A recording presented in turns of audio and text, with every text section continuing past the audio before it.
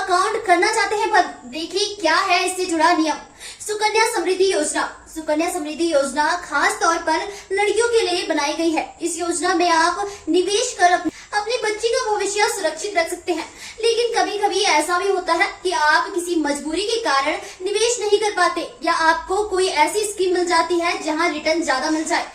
तो ऐसे केस में आप पैसे निकालना चाहेंगे। चलिए जानते हैं कि आप सुकन्या समृद्धि योजना में पैसे कैसे निकाल सकते हैं। सुकन्या समृद्धि योजना में अगर आप अप्लाई करना चाहते हैं तो आपकी बच्ची की उम्र 10 साल से कम होनी चाहिए। बच्ची के नाम पर माता पिता इस स्कीम में निवेश कर सकते हैं।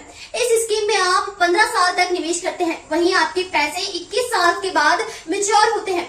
इस स्कीम में आपको 8.2% तक रिटर्न मिलता है। अगर कोई वित्तीय संकट की वजह से इस योजना में निवेश रोकना चाहता है, या फिर बेहतर स्कीम की वजह से सुकन्या समृद्धि योजना छोड़ना चाहता है, तो ये आर्टिकल आपके लिए है। अकाउंट को कब किया जा सकता है बंद? अगर मैच्योरिटी से पहले ही लाभार्थी की मृत्यु हो जाती है तो ऐसी स्थिति में आप अकाउंट क्लोज कर सकते हैं।